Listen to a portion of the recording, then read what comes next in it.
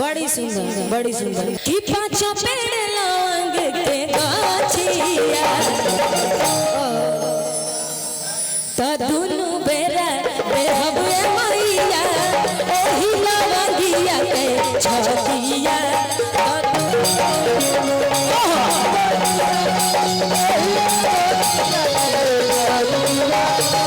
दुनु बेरा बेहबे मैया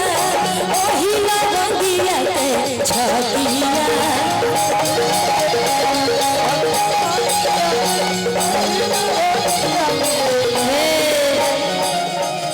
साउंड वाला भैया के तो जोड़ा में के बहुत सुंदर साउंड लाजवाब बा। हमरा तनको कहे के ना पड़ल कि भैया तनी टोन बढ़ा दी तनी बेस बना दी ई सब कहे के ना पड़ल। बहुत सुंदर साउंड बा शिवम साउंड बा बहुत अच्छा साउंड बा कि तमन्ना मड़ुआ रोपनी हो मैया पाँच पेड़ लौंग के गाछिया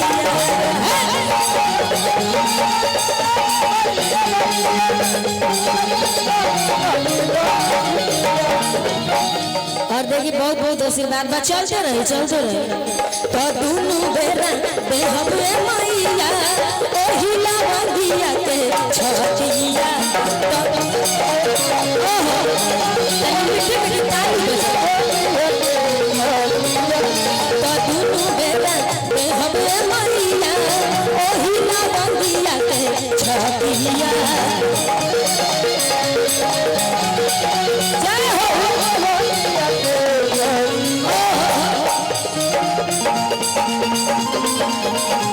क्या बात है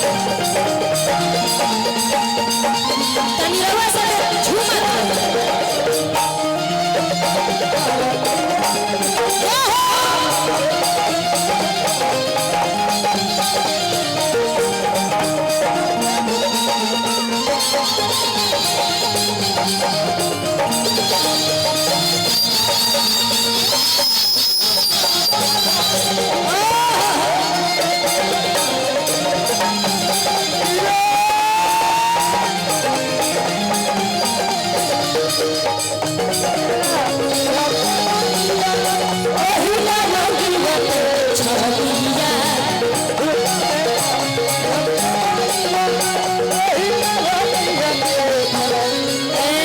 कैसे भाव बड़ी सुंदर बड़ भैया रोशन भैया दुमन भैया के प्रोग्राम भइल सिर्फ भक्ति में अभी तो यहाँ लोग के जलवा बाकी बा। हाँ जब हमनी के साथे प्रोग्राम कहीं रहेला ना तो हम ये सोच के आए कि आज गायब चाहे ना गायब लेकिन बैठ के रोशन भैया प्रदुमन भैया के प्रोग्राम देखे यहाँ गाइले तो गायबो करिले बजाइबो करिले साथ सब सजावे यहाँ सब बजाइले। हाँ माई के कृपा बा और कैसे कि सेवा में न कमी कर सातो बहिन के आ नव दिन लाइल बानी नया चुनरी तीन के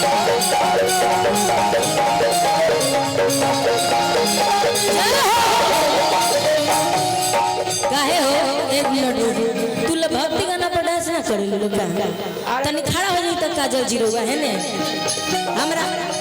अकेले मन नहीं खेला गत निर्वाज एगो करिया ड्रेस वाले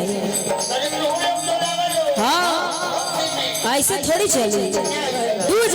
दू जनी आराम कर लो दू जनी खड़ा हो जाओ। हाँ सेवा में न कमी करो सात बहिन के नव दिन लाइल बानी नया चुनरी तीन के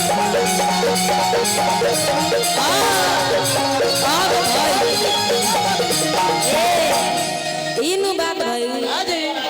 भक्तियों में यहाँ के छुपल बा। हाँ पूरा छुपल बारी ना ना माने भक्तियों में सब कुछ छुपल बा हमरा कहे के मतलब कि सेवा में न कमी कर सात बहिन के नवा दिन लाइल बानी नया चुनरी कीन के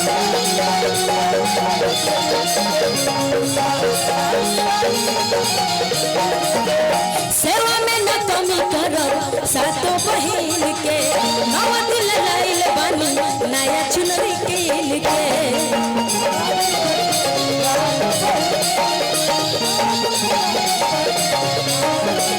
धिवा के बतिया जोरी दिनो रतिया हो रही उतारब अरतिया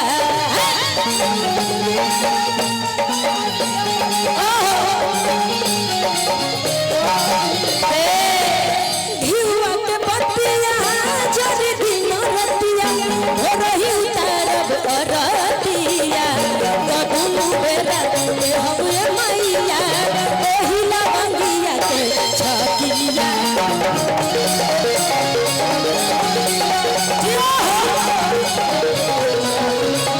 बेरा के हवे मैया ओही लवंगिया के छकिया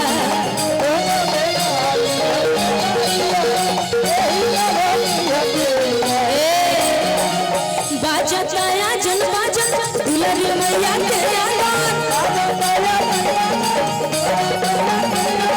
बाजताया जन बाजत दुलरी मैया के आंगन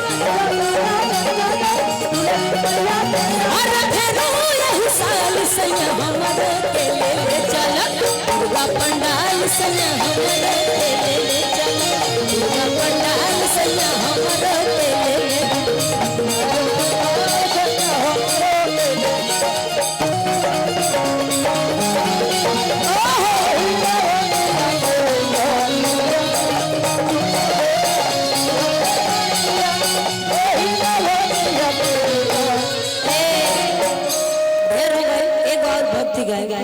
हाँ माई लोग